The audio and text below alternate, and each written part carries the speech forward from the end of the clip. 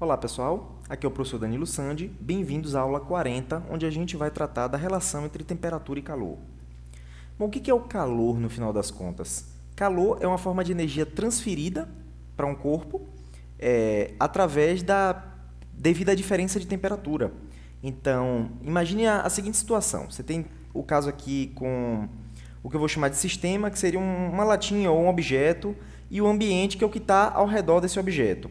Imagine esses três casos diferentes. O primeiro é que o sistema tem uma temperatura maior do que o ambiente. Por exemplo, uma xícara de café está numa temperatura mais alta do que o ar à sua volta. O que vai acontecer?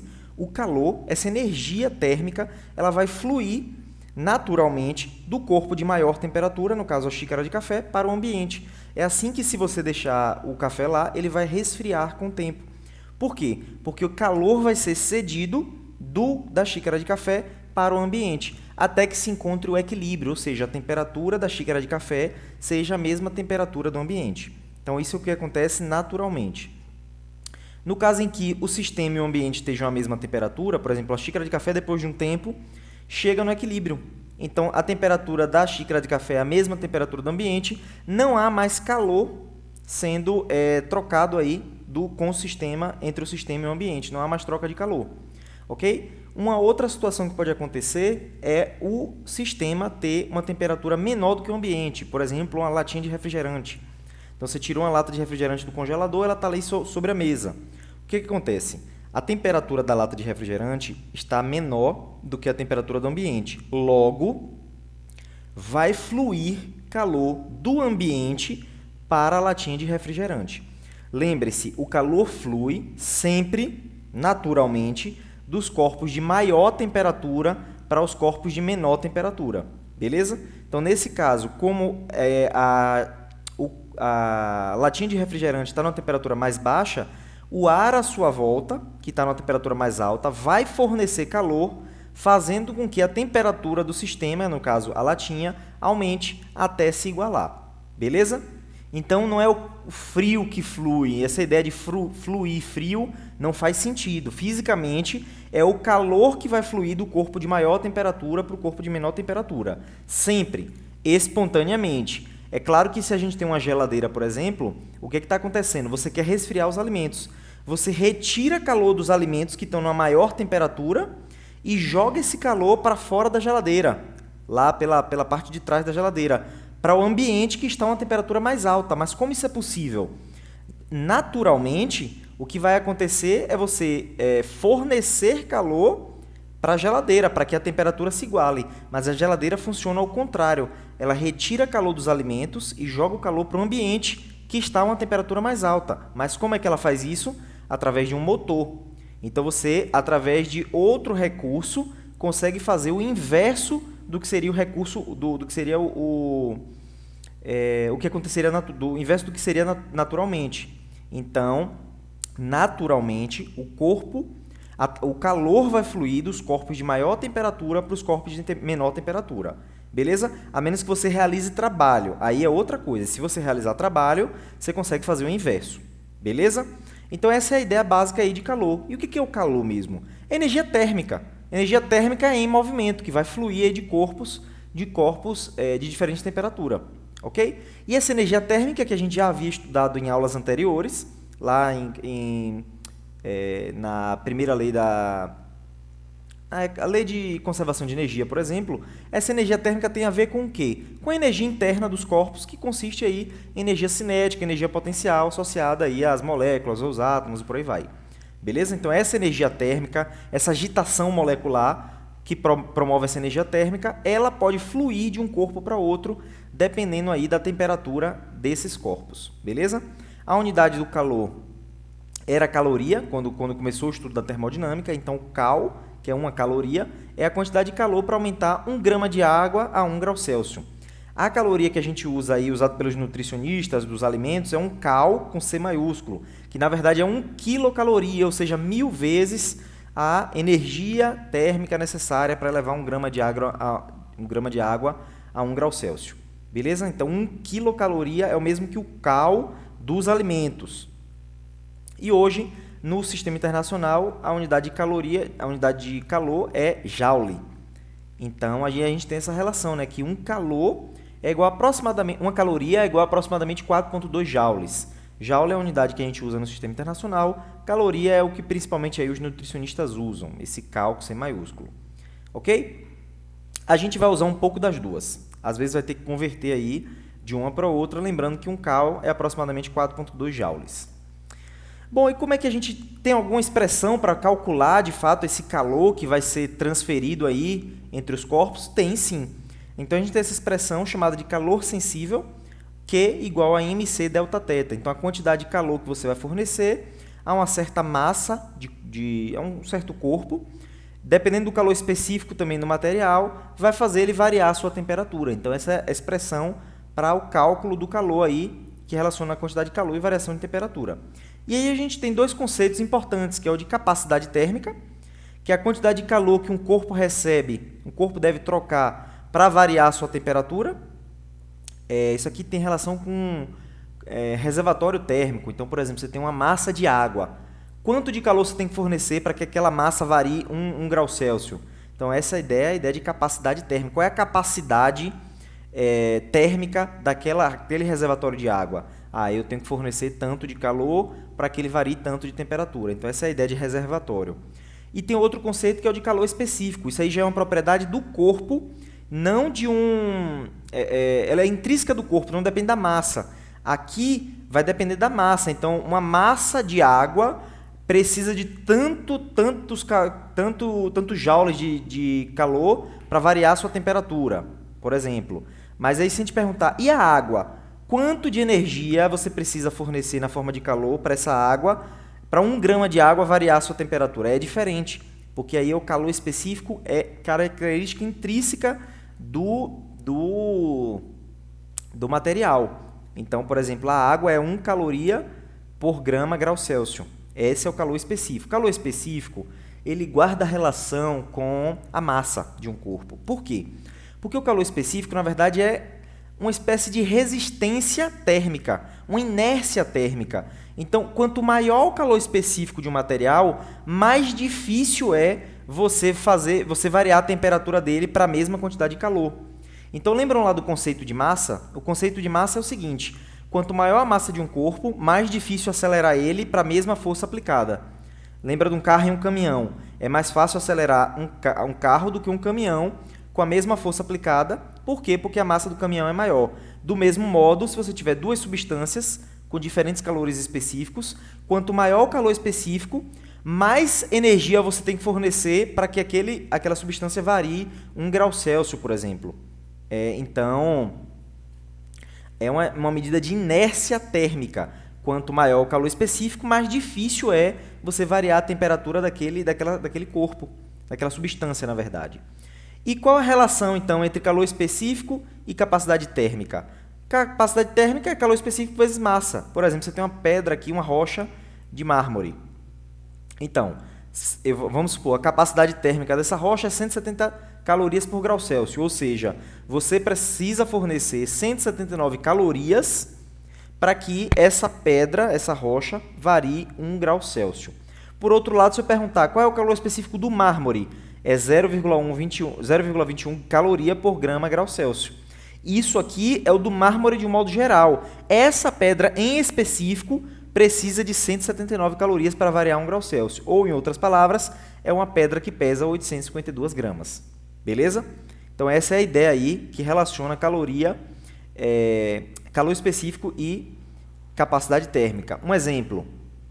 Quando vocês vão na praia, por exemplo, durante o dia, né, a areia e a água estão recebendo energia térmica por causa do sol, certo?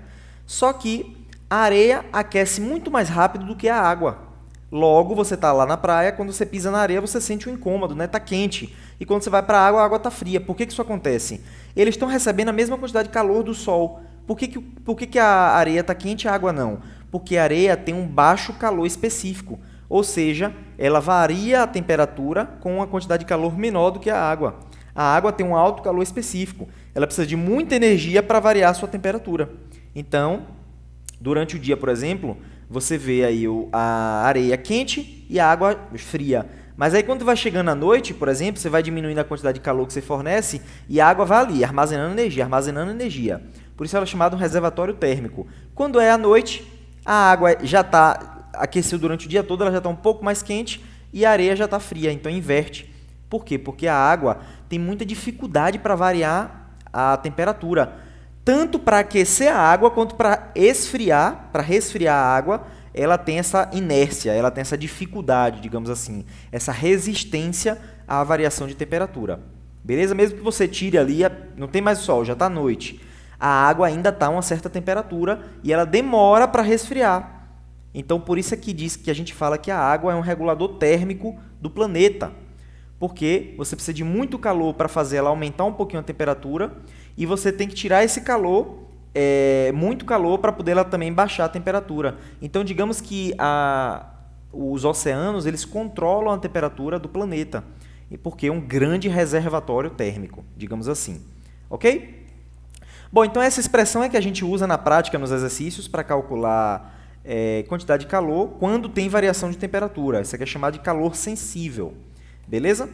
Aqui tem algumas unidades, alguns valores para o calor específico. Aqui pode ser dado em caloria grama Kelvin ou joule quilograma Kelvin.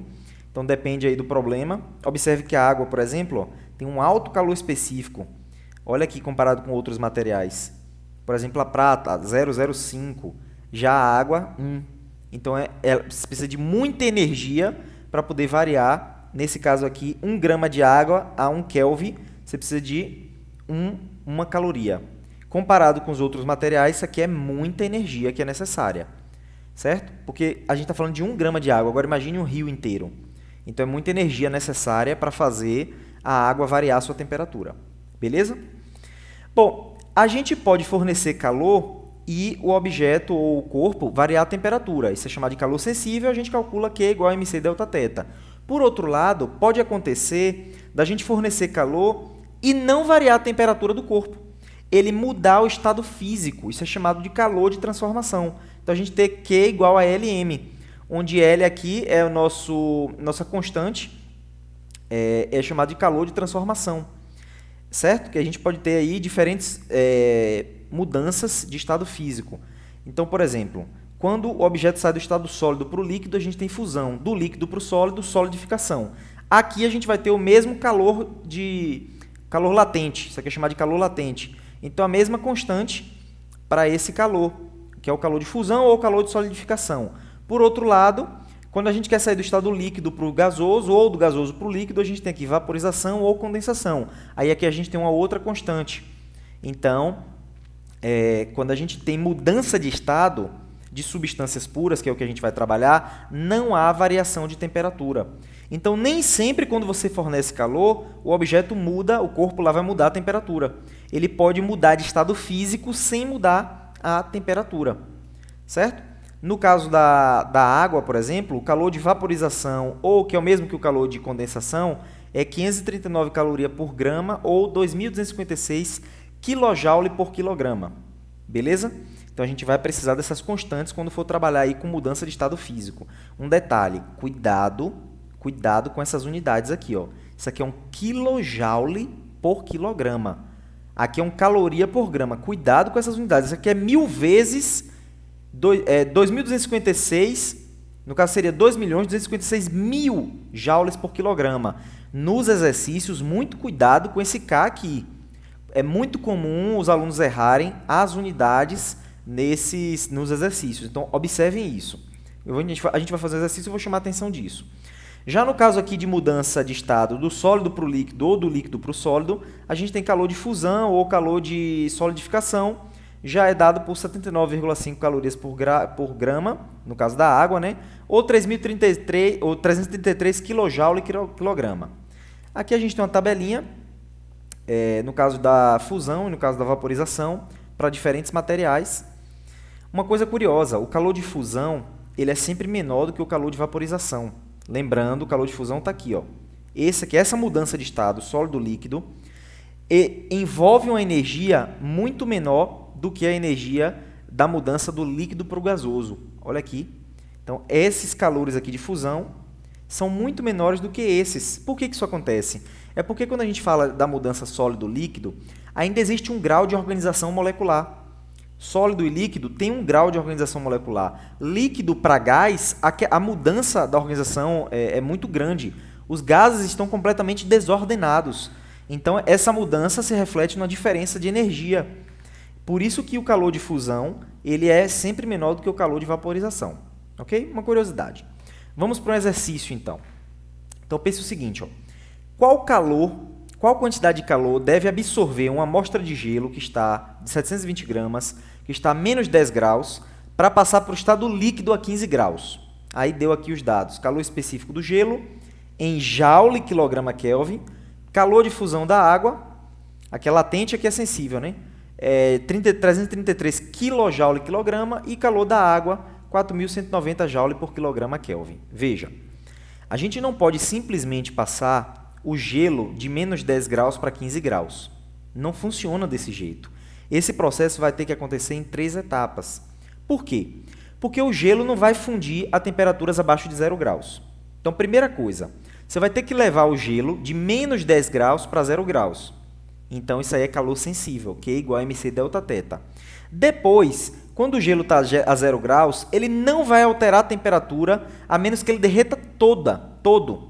Ou seja, aqui a gente tem um calor latente, Q igual a ml. Você vai ter que derreter todo o gelo sem variar a sua temperatura.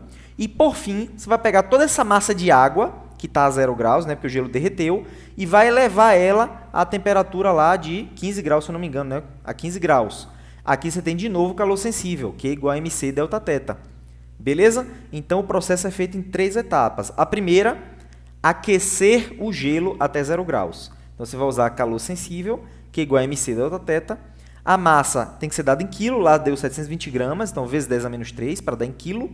Calor específico do gelo foi dado 2.220 joule quilograma Kelvin, 2.220.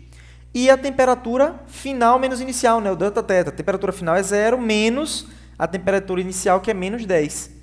Isso está em Celsius. Aqui foi dado em 2.220 joule quilograma Kelvin. Professor, eu posso fazer essa mistura? Aqui foi dado em Kelvin, aqui em Celsius? Pode, porque isso aqui é variação de temperatura.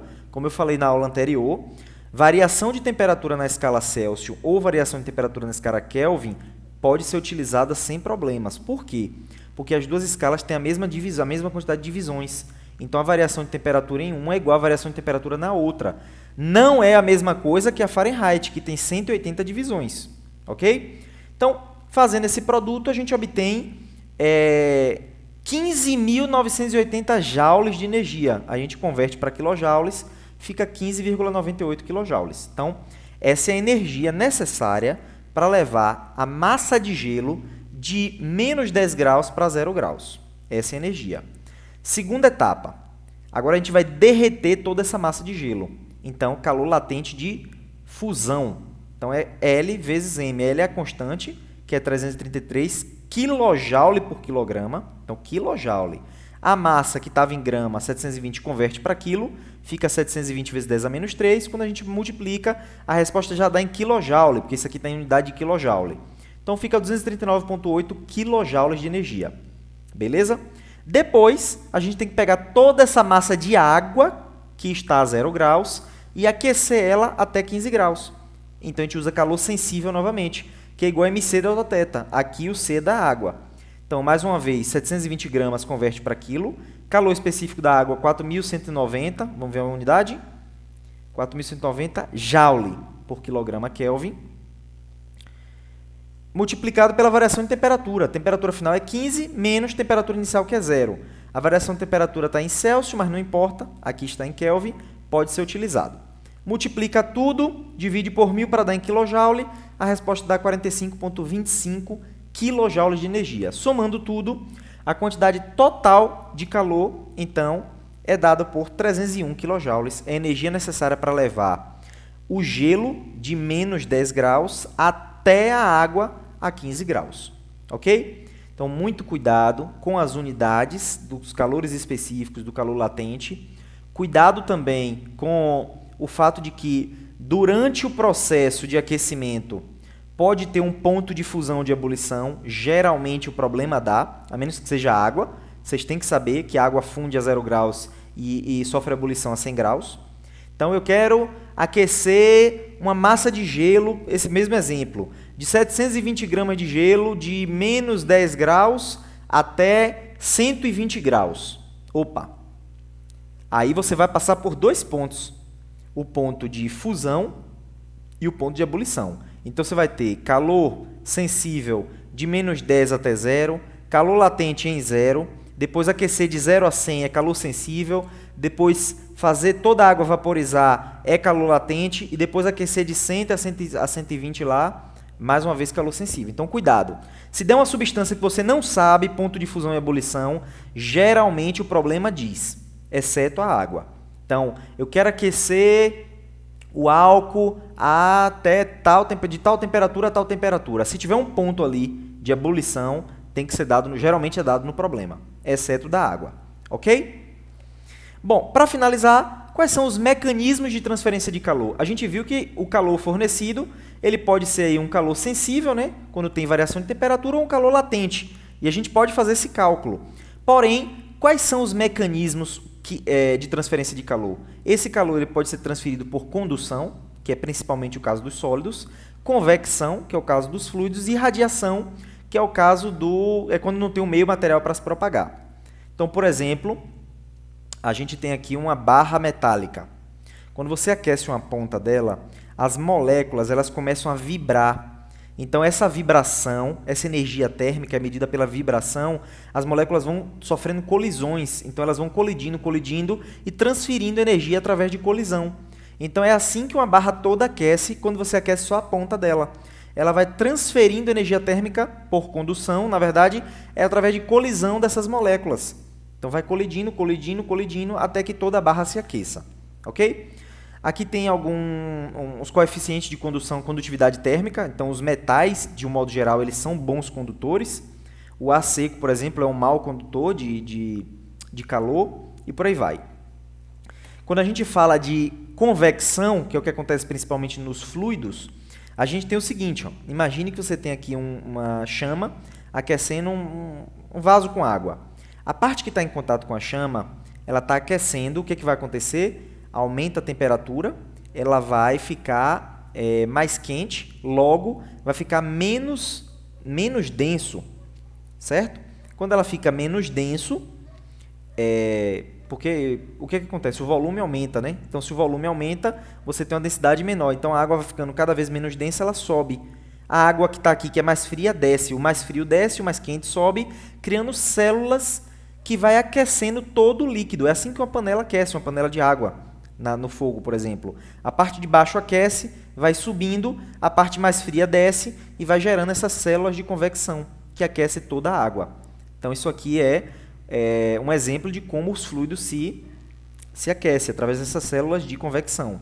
Acontece o mesmo no interior da Terra. A gente tem aqui a região mais próxima do núcleo, que é mais quente, e aí o magma vai sendo aquecido, ele sobe, e aí a parte do magma que é mais densa, ela desce, né, que ela é mais fria, mais densa, ela desce. A mais quente sobe, a mais fria desce, criando células de convecção, que inclusive é o que move as placas tectônicas, causando vulcões e por aí vai. Então, essa movimentação é feita por quê? Porque a região mais próxima do núcleo da Terra é mais quente, e ele sobe. O mais quente é menos denso, vai subindo. O que é mais frio vai descendo, fazendo essas células, essa movimentação que faz mover aí as placas tectônicas e por aí vai. Uma sala com ar-condicionado, por exemplo, o que a gente tem? O ar-condicionado fica em cima. Por que o ar-condicionado fica em cima? Porque o ar mais frio, ele é mais denso, então ele desce. O ar mais quente, ele é menos denso, ele sobe e vai aquecendo, no caso, vai resfriando todo o nosso ambiente. É assim que o ar-condicionado funciona. Uma geladeira, o congelador fica na parte de cima. Hoje em dia mais não, né? Já tem até refrigerador na parte de baixo, mas logicamente o refrigerador fica em cima. Por quê? Porque o ar mais frio desce, o ar mais quente sobe e ele vai resfriando, né? Toda a geladeira. Então essa é a lógica. O ar mais frio vai descendo, o ar mais quente sobe e a ideia é que o congelador resfrie, vai ajudando a resfriar toda a geladeira. Então, é assim que acontece com os fluidos. O terceiro mecanismo de transferência de calor é o mecanismo de radiação, que é a transferência de energia térmica sem um meio para se propagar. Não precisa de um sólido, não precisa de um líquido, não precisa de um fluido. É uma transmissão através de ondas eletromagnéticas. Então, por exemplo, é desse modo que o Sol aquece a Terra. Entre o Sol e a Terra, a gente tem um vácuo. Então, não tem um calor, não tem matéria, por exemplo, no caso da condução, para ir se chocando e transmitir energia. Não tem um fluido para poder fazer células de convecção. Então, como é que chega a energia do Sol até a Terra? Através de ondas eletromagnéticas. Então, essas ondas vão se propagando e chegam até a Terra. Na verdade, não é só o Sol. Todo corpo que tem uma temperatura, e todo corpo tem uma temperatura, ele emite radiação. Então, aqui você está vendo no infravermelho um gato, por exemplo. Então, aqui a região mais próxima da cabeça ela é mais quente, representada por essas cores em vermelho. A região aqui mais do rabo e tal é mais fria, representada por essas cores em verde. O que está em azul está uma temperatura mais baixa. Então, por exemplo, pode ser noite, vamos supor. Então, essa é uma forma de visualizar aqui como se distribui a temperatura no corpo. Então, isso aqui é um mapa do infravermelho. Então, todo o corpo, na verdade, emite calor, emite energia na forma de radiação. Aqui tem outros exemplos curiosos, por exemplo, uma cascavel. Ela não enxerga muito bem no visível, mas ela tem uma visão no infravermelho. Então, por exemplo, como é que ela ataca uma presa para se alimentar? Os animais, pequenos insetos que se aproximam, ela ataca por impulso, por essa visão no infravermelho. Então, ela enxerga através dessa radiação, que é emitida pelos animais, e ela ataca os animais para se alimentar. Uma coisa curiosa é que esse sistema dela é por instinto. Então, mesmo que ela esteja morta, até 30 minutos depois de morta, ela pode atacar. Então, acontece às vezes acidente que as pessoas se aproximam e a cobra ataca depois de morta, até 30 minutos, mais ou menos, né? Por quê? Porque ela ataca por reflexo. Então, ela ataca para se alimentar, é uma coisa de arco-reflexo mesmo.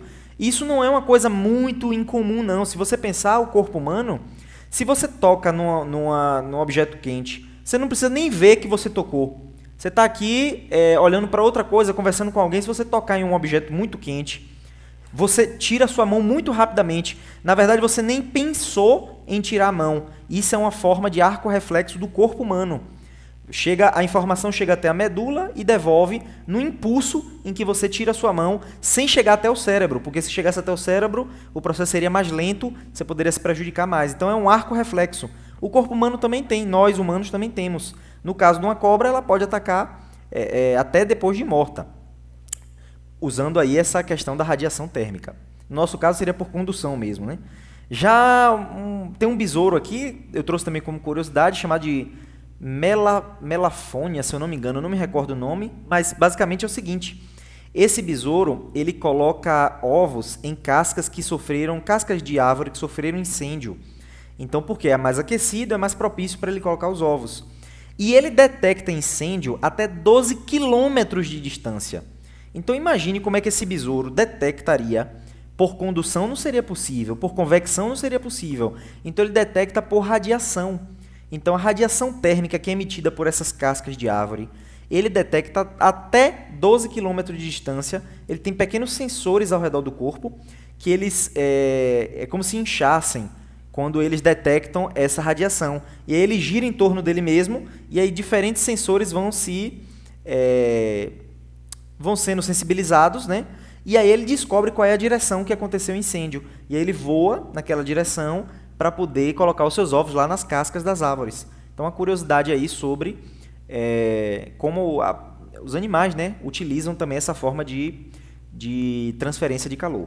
Ok?